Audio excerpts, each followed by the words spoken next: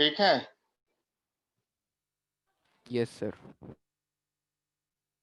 तो उम्मीद मैं यही करूंगा कि सबका कैमरा ऑन हो गया हो। देखो अभी भी बहुत बच्चे ने मेरा नहीं सुना। अमृत कर लिया, ठीक है। अमन,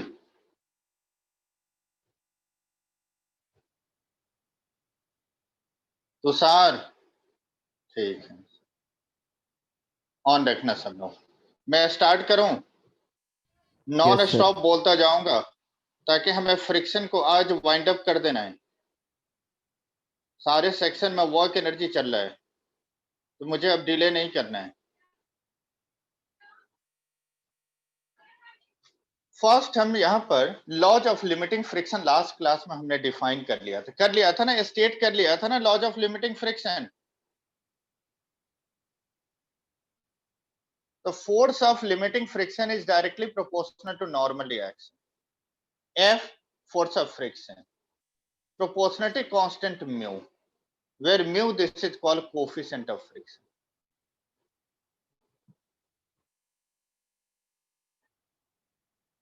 So mu is equal to F by N. It is the ratio of force of friction, force of limiting friction to the normal reaction.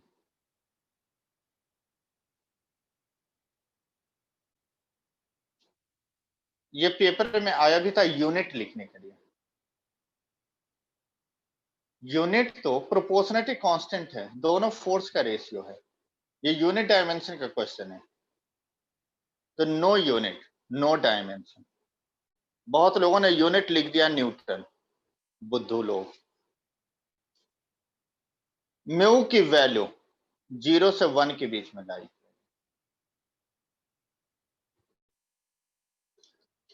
Angle of friction which is denoted by theta. Like एक block हमने लिया, इसके mass है m, mg downward, normal reaction which is perpendicular to the plane. P, this is called applied force. F is the frictional force. Frictional force और normal reaction in दोनों का एक resultant force Fr. This is called, this is the normal reaction, this is the resultant force, and F is the frictional force. Resultant force normal reaction के बीच का angle को angle of friction, it is the angle between the resultant force and the normal reaction.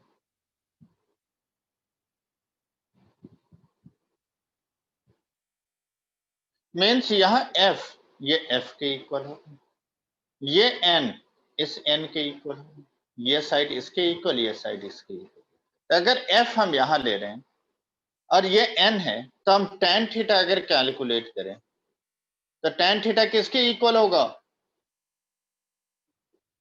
Bhavya sir F by N।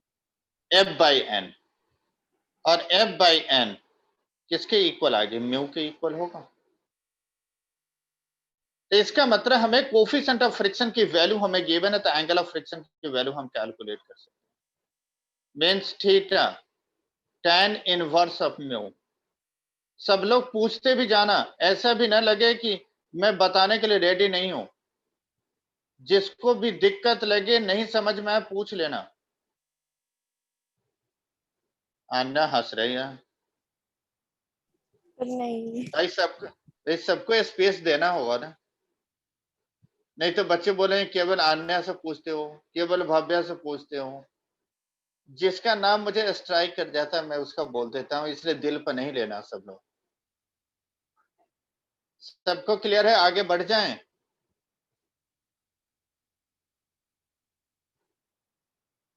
देखो किसी ने नहीं बोला, मतलब किसी को नहीं समझ में। Yes, sir. Yes, sir, बढ़ जाओ. Next, angle of repose. This is also called angle of sliding. Angle of repose.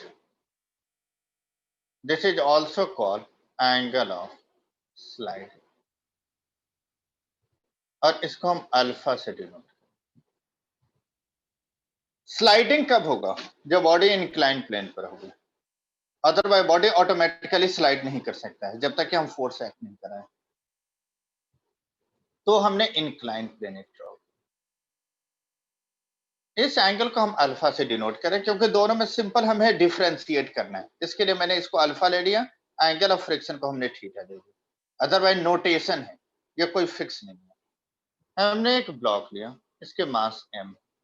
mg always downward. Normal reaction which is perpendicular to the plane.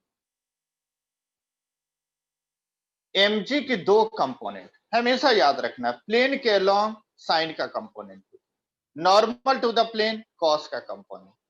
अगर तुम देखो तो ये right angle triangle, this angle 90 minus alpha means this angle is alpha, means this component is mg cos alpha, means this component is mg sin alpha. अगर ये body equilibrium में है या लिमिटिंग कंडीशन में, limiting means tendency to move, लेकिन ये move नहीं कर रहा है, इसका मतलब इसको बैलेंस कर रखा है कोई force, and this is the frictional force. तो हम एंगल ऑफ रिपोज को डिफाइन करते हैं. It is the angle made by inclined plane where horizontal at equilibrium n is balanced by mg cos alpha and f is balanced by mg sin alpha. Equation first and second. Second divided by first means mg sin alpha by mg cos alpha, f by n. Or sin by cos is tan, tan alpha is f by n. और f by n mu के equal. तो यहां से alpha की value भी हम लेंगे तो tan inverse.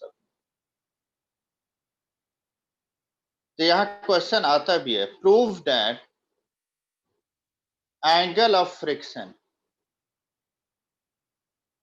Theta is equal to angle of repose is alpha is equal to tan inverse. अगर ये फॉर्म में क्वेश्चन है तो angle of friction, angle of repose दोनों को एक्सप्लेन कर दोगे.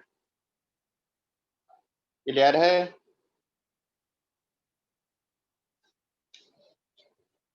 आगे बढ़े. Yes, sir. Anushka, Anushka Yes, sir. आए समझ में? Yes, sir. थोड़ा थोड़ा. अब बताओ, देख रहे हैं कैसे बेइज्जती है कर रही है. मतलब क्या नहीं पढ़ाया सही से ना, तभी तो थोड़ा सा समझ में आया तुम्हें. हाँ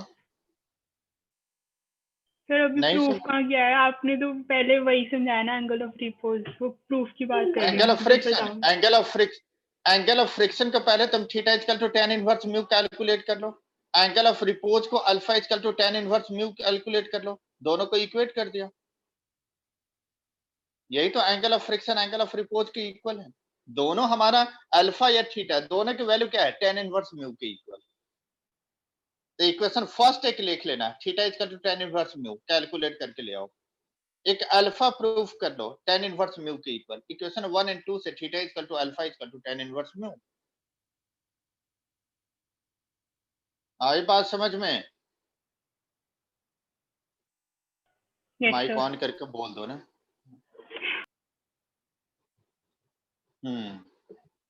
चलिए नेक्स्ट हमें हेडिंग डालना है, acceleration of a body down the rough inclined plane.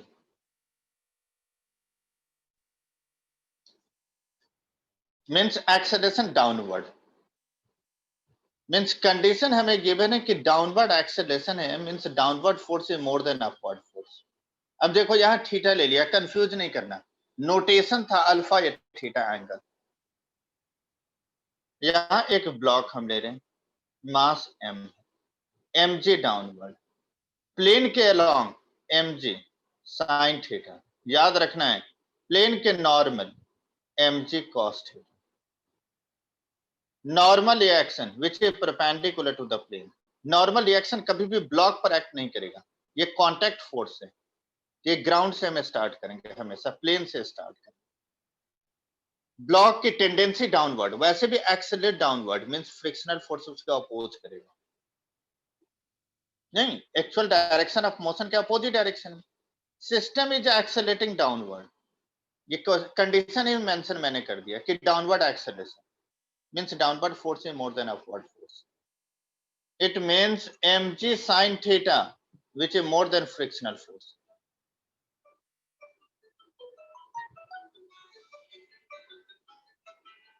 दो मिनट होल्ड करना. आ रहा है, आधे घंटे बाद कॉल करते हैं क्लास से.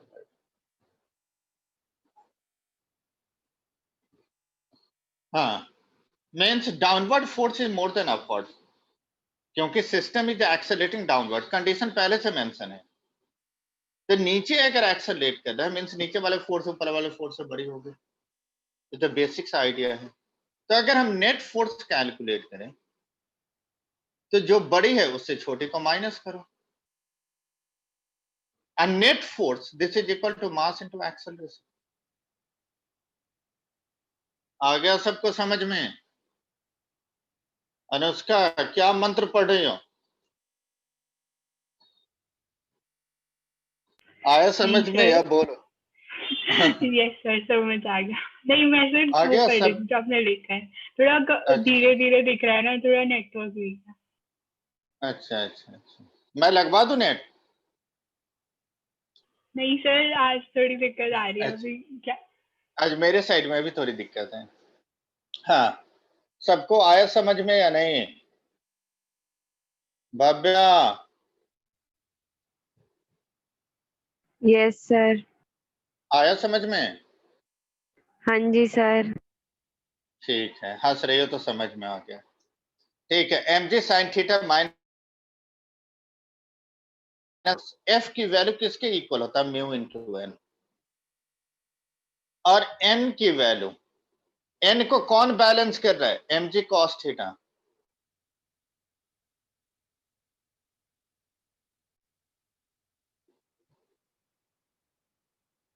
यहां तक क्लियर है सबको?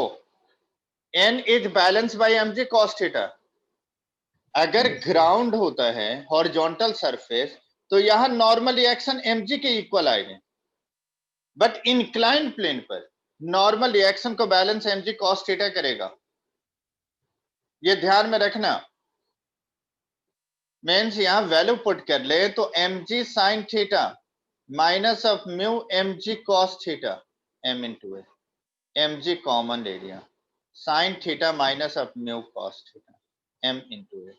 m से m cancel, a is equal to g into sine theta minus of mu cos. तुम देखो एलिवेटर वाले केस याद होगा. तो एलिवेटर जब डाउनवर्ड एक्सेलरेट होते हैं तो माइनस होते हैं, अपवर्ड एक्सेलरेट होता है तो प्लस होता है. क्लियर है?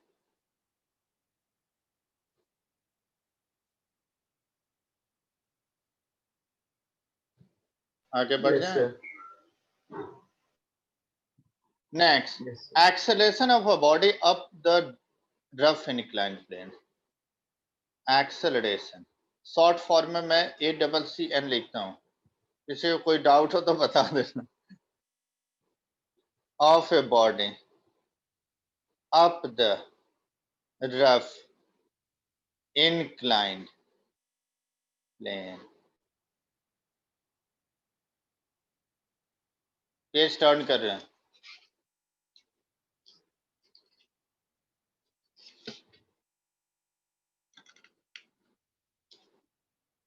Like this is an inclined plane, ये m है, mg normal reaction, mg cos theta, this angle is theta, this angle is theta, mg sin theta. Acceleration upward means upward applied force हमने दिया, क्योंकि accelerate ऊपर करानी है, तो friction कहां एक्ट करेगा? नीचे। इस ब्लॉक को मिनिमम कितनी फोर्स प्रोवाइड करें कि ब्लॉक ऊपर की ओर एक्सेलरेट हो जाए? तो एफ की minimum value frictional force plus mg sin greater than equal to this is called minimum, less than equal to this is called maximum. तो minimum F plus mg sin theta, इसके बराबर force लेंगे तो body ऊपर की ओर move करेगा, लेकिन accelerate नहीं होगी, क्योंकि नेट फोर्स तो जीरो हो गया। तो इक्वल टू हम नहीं ले सकते, इक्वल टू लेंगे तो एक्सेलरेशन नहीं होगा। आ रही बात समझ में? हेलो यस अन्या, सर। आई बात समझ में? अगर हम इक्वल टू ले लेंगे तो नेट फोर्स जीरो हो जाएगा, तो एक्सेलरेशन नहीं होनी। तो मिनिमम इससे बड़ी वैल्यू होनी चाहिए ताकि बॉडी ऊपर एक्सेलरेट कराना है, क्योंकि नेट फोर्स अगर जीरो हो गया तो एक्सेलरेशन ही जीरो, तो बॉडी का मोशन यूनिफॉर्म हो जाएगा। तो जो फोर्स की वैल्यू होनी चाहिए वो मिनिमम इतनी वैल्यू होनी चाहिए F plus mg sin theta के इक्वल, या फिर इससे बड़ी होनी चाहिए, तभी हमने greater than equal to sign दिया। This is the minimum value. F is m into a, greater than equal to, F की वैल्यू क्या है? Mu into n plus of mg sin, means m into a greater than mu, n को लेंगे mg cos theta plus of mg sin theta.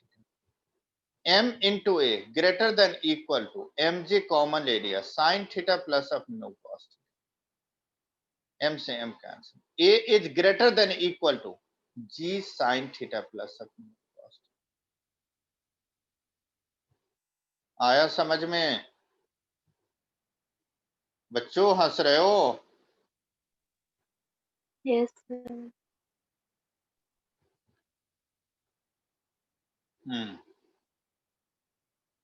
आगे बढ़े। अब हमारा इसमें एक बेंडिंग ऑफ लेवल रोड हम बताएंगे और एक banking of road. Bending of level curve road, of level curved road.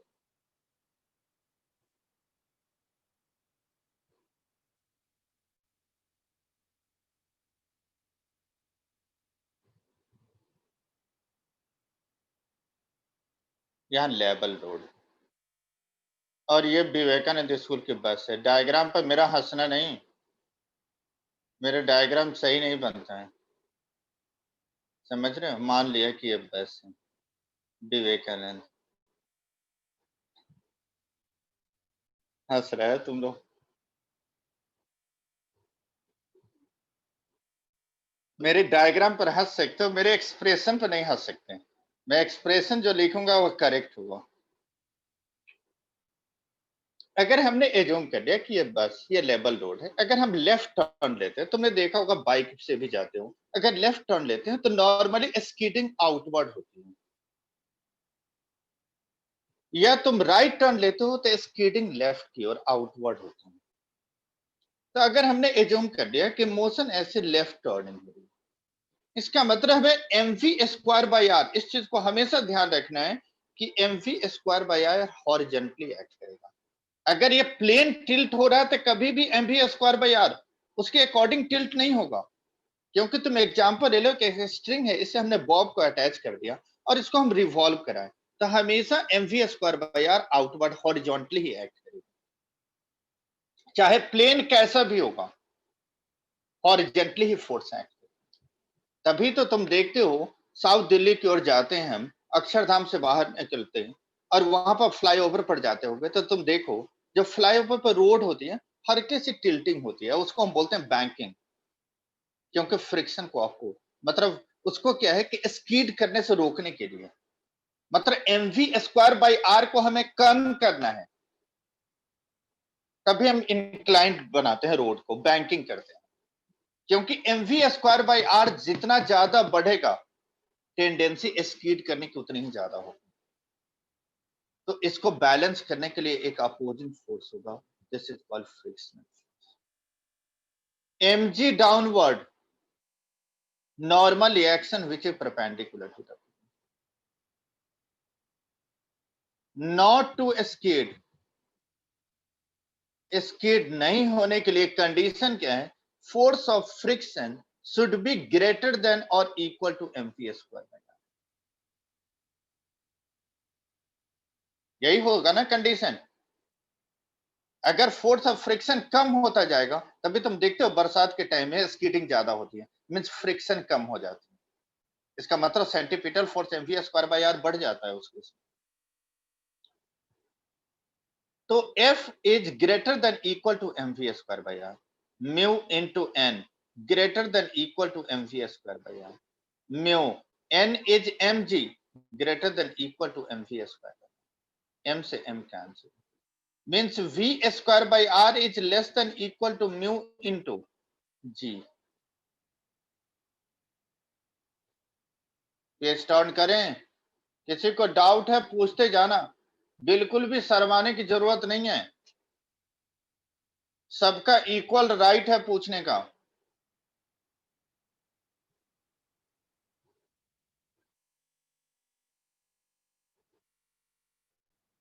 आगे बढ़ें।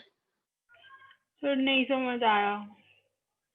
देखो हमने यहाँ पर ऐसे लेवल रोड है और ऐसे रोड जो है वो टिल्टेड है, मतलब टर्निंग है रोड पर, और टर्निंग अगर होगा तो हमेशा जैसे ये टर्न होगा, जैसे लाइक ये स्ट्रिंग है, इसे हमने बॉब अटैच कर रखा है और स्ट्रिंग को मूव कराओ, अगर तुम मूव कराओगे तो सेंटीपिटल फोर्स हमेशा आउटवर्ड एक्ट करेगा mv²/r।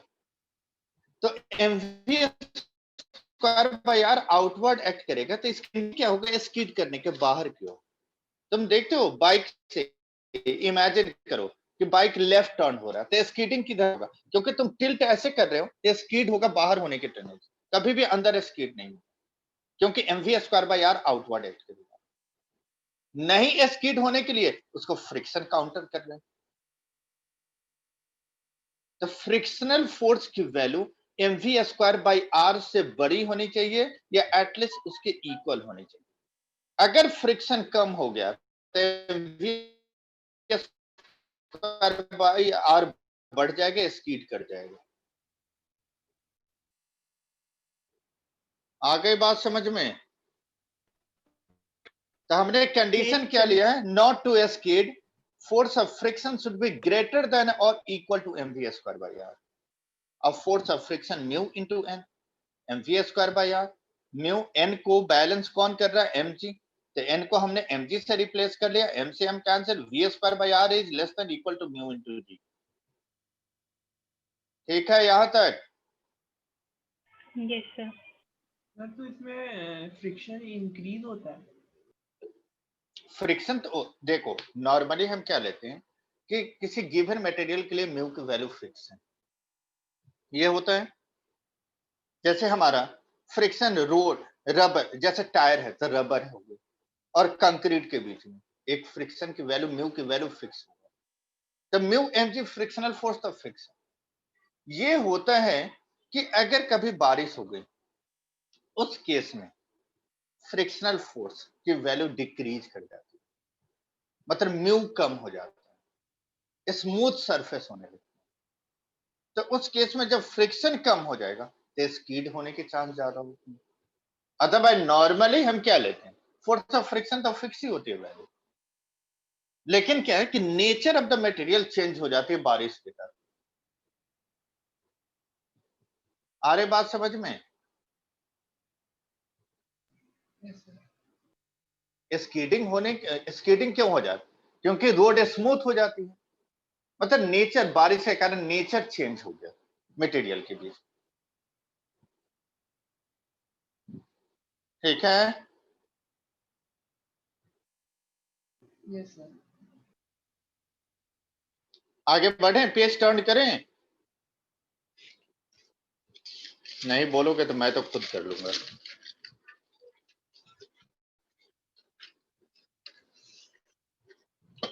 तो V square by R is greater than, less than है, सॉरी, लेस देन है, V square by R is less than equal to mu into G, means V square is less than equal to mu R G, means v is less than equal to mu R G, means v की minimum value होगा या maximum, less than equal to is the maximum.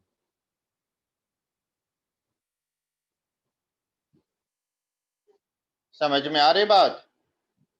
Excuse me sir. हाँ बोलिए। Sir अगर V max इससे ज्यादा हो गया तो पहले गाड़ी नाम पलट बताओ जाएगी? क्या है, पहले नाम बताओ क्या है।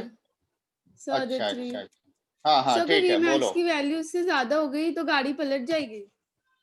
पलटने के लिए तो मैंने नहीं बोला है मैंने तो जब केवल स्कीडिंग के, हाँ मैं बता रहा हूँ अभी, इस पर मुझे बताना है। देखो एक्चुअली क्या है कि हमने एज्यूम कर लिया कि क्वेश्चन में हमें गिवन है v की value like 20 kilometre per hour, हमें क्वेश्चन में गिवन है, और जो क्वेश्चन में गिवन डाटा है उसमें म्यू की वैल्यू गिवन है, आर की वैल्यू गिवन है, जी की वैल्यू हमें नो है। इससे हम कैलकुलेट करेंगे, अगर हमें आ गया 10 किलोमीटर पर आवर, तो अगर हमें जो गिवन मैक्सिमम स्पीड जिससे हम कैलकुलेट कर रहे हैं वैल्यू, और इसकी वैल्यू आ गई 10 कैलकुलेटेड मैक्सिमम, लेकिन गिवन स्पीड इज 20, तो इसका मतलब क्या है, जो गिवन स्पीड है वो मैक्सिमम से एक्सीड कर गया, इसका मतलब गाड़ी क्या है, स्पीड कर गई। आगे बात समझ में? Aditya, yes sir. अगर हमें जो गिवन स्पीड है, लाइक हमें गिवन होता 5 किलोमीटर पर आवर, और जो हम कैलकुलेट कर रहे हैं वो 10 किलोमीटर पर आवर, तो मैक्सिमम से वैल्यू कम है तो स्कीडिंग नहीं होगी, तभी तो हम टर्निंग पर जाते हैं तो स्पीड कम कर लेते हैं। अरे बात समझ में? Okay sir. ये न्यूमेरिकल में भी आता है, ये एनसीईआरटी का एग्जांपल है, last example. V max calculate करके हम टेस्ट करते हैं, उसमें पूछा भी गया है कि स्पीडिंग होगा या नहीं, तो जो गिवन स्पीड है वो तुम देखो, कैलकुलेट करो, अगर वो मैक्सिमम वैल्यू से अगर वो एक्सीड कर रहा है तो इसका मतलब क्या है, स्कीडिंग होगा, कम आ रहे हैं तो स्कीड नहीं होगा। Next is banking of road.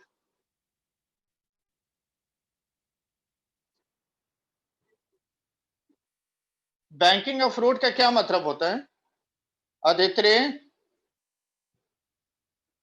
Yes sir. Banking of road, road के बगल में बैंक है, HDFC बैंक। सर नहीं, वो तो नहीं होता। नहीं तो कौन सी नहीं बैंक सर। होगा रोड के बगल? सर किनारा। बैंकिंग का तो ये मतलब बैंक जो से रिलेटेड नहीं है। मेन स्लोप अच्छा अच्छा, हाँ इंक्लिनेशन, मतलब हॉरिजॉन्टल से रोड सम एंगल पर टिल्टिंग होगा। अभी यही एग्जांपल हमने अक्षरधाम वाले दिया है। फ्लाईओवर पर चलोगे ना, जहां भी टर्निंग होगा तुम देखोगे हल्के से एक साइड का व्हील टिल्ट हो जाएगा। कहाँ रहती हो तुम? सर जब तुम्हारा एजेस कर्व रेसिडेंस कहाँ होती है? है वही तो होता है। रेसिडेंस कहाँ है आदित्य? फिर समझाऊंगा। सर इंदिरापुरम। इंदिरापुरम। जैसे लाइक हम आनंद विहार से ही जाते हैं, रामप्रस्थ में टर्न लेते हैं, तो जैसे ही तुम टर्न लोगे तो एक साइड के व्हील नीचे आ जाएगा, थोड़ी दूसरे साइड के व्हील टिल्ट हो जाएंगे। मतलब नॉर्मली तुम देखोगे ये केस तुम्हें फ्लाईओवर पर मिलेगा, क्योंकि वहां पर mv²/r के बढ़ने की टेंडेंसी ज्यादा होता है, तभी रोड को टिल्ट किया जाता है ताकि सेंट्रीपिटल फोर्स को कम कर दे, मतलब फ्रिक्शन बढ़ा दे।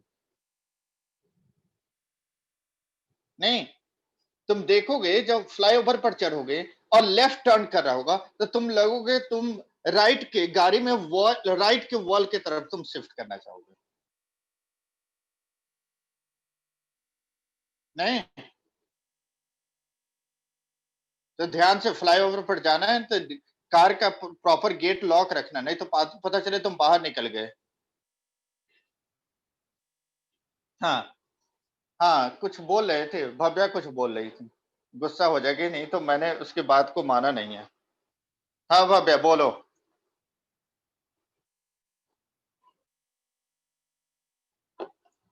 Bhavya yes sir. कुछ पूछ रहे थे तुम। नहीं सर, हो गया। हो गया? बिना हाँ जी पूछे सर। कैसे सॉल्व हो गया? अच्छा, समझ में आ गई ना।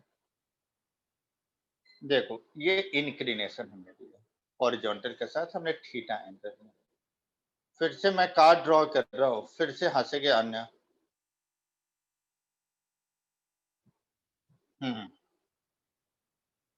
ये इनक्लाइन रोड है, ये बैक का 2 व्हील हमने दिखाया सिर्फ, ठीक है। अब इसका तुम देखो फ्री बॉडी डायग्राम हम ड्रॉ करेंगे तो ज्यादा इजी तुम्हें लगेगा, सिंप्लीफाइड फॉर्म में।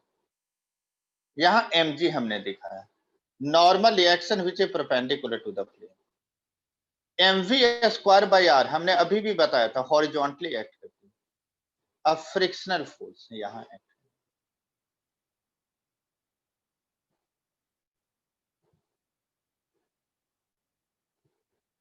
ठीक है। ये टाइम होने वाला है यार, अटेंडेंस तो लिया नहीं, टाइम खत्म होने वाले हैं। नहीं, कितना मिनट बचा है क्लास? सर 10 मिनट बच रहे हैं। 10 मिनट बचा है ना। तो इसका मैं फ्री बॉडी डायग्राम ड्रॉ कर देता हूं, चलो मैं फटाफट कर रहा हूं जरा। लाइक ये हॉरिजॉन्टल, ये इंक्लिनेशन, इस कार को हमने एक पॉइंट ऑब्जेक्ट लिया, mg downward, normal reaction which is perpendicular to the plane. mg का एक कंपोनेंट, लाइक ये थीटा है तो दिस, नहीं सॉरी, mg का कंपोनेंट जो बैंकिंग ऑफ रोड है, इसमें ध्यान में रखना है, mg का कंपोनेंट हम ब्रेक नहीं करेंगे, हम x और y कंपोनेंट लेंगे। mv square by r outward, frictional force this direction, यहां से x और y कंपोनेंट हमें लेना है। This angle theta means this angle is theta, frictional force इसका कंपोनेंट दिस डायरेक्शन में f cos theta, frictional force का कंपोनेंट दिस डायरेक्शन में f sin थीटा। यहां तक तो कोई डाउट नहीं है?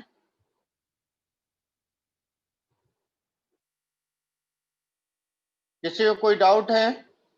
क्योंकि this angle theta means this angle is theta, ये x एक्सिस, तो ये थीटा है, तो ये 90 minus theta means this angle is theta. अब नॉर्मल रिएक्शन का कंपोनेंट लेंगे n cos थीटा, तो यहां आएगा n sin theta. At equilibrium x direction के force f cos theta plus n sin theta का बैलेंस कर रहा है mv स्क्वायर बाई r, और n cos theta which is balance by f sin theta plus of mv, means n sin theta plus of f cos theta mv square by r, और n cos theta is equal to f sin theta plus of m, means n cos theta minus of f sin theta, mg की equation first equation से। यहां तक में किसी को doubt है? आगे बढ़े?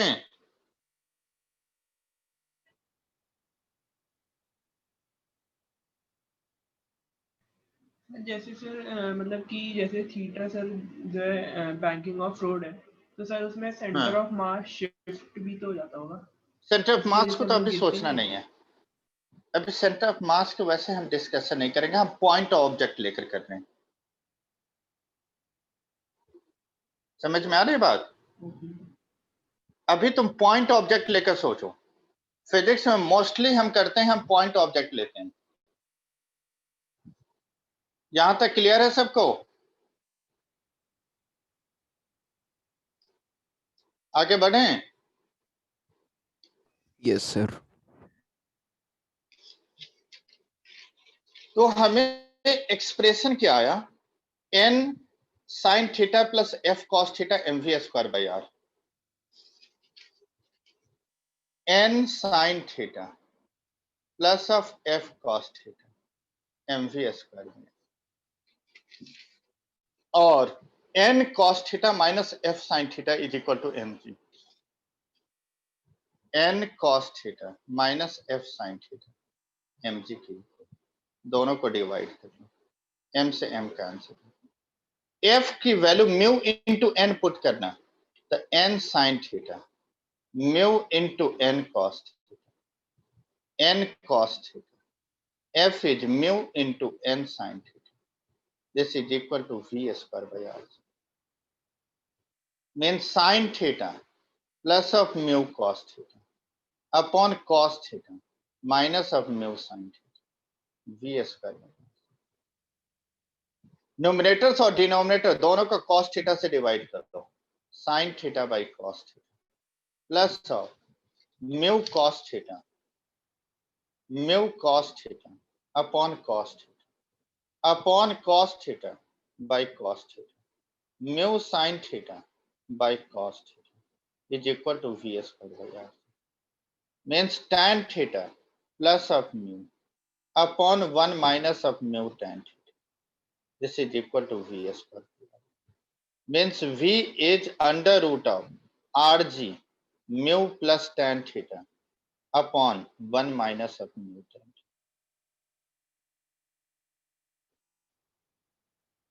ठीक है, अब बाकी तो ये सॉल्व करना था, मैं अटेंडेंस ले लेता हूं। अब जहां भी दिक्कत होगा समझ लेना, पूछ लेना।